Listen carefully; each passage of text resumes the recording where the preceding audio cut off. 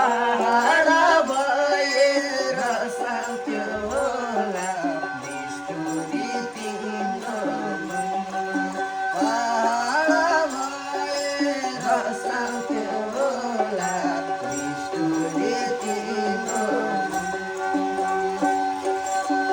सेतै फुल्नी प्यालै फुल्नी बाँचिरहनु होला हजुरहरूको छोरा नाति पढी लेखी विधान गर्नु होला यो दुईटा भाइले दिएको आशिष लान पनि जाला काठमाडौँको सुकुरमुन्डा पोखराको गाइने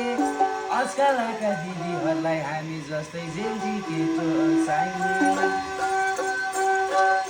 आफैले बुझ इसारा नजरै जुदे बदले प्रश्न छाडा ल्याउने बनाइमा हिताएको मायालाई राखे हिताएको मायालाई राखे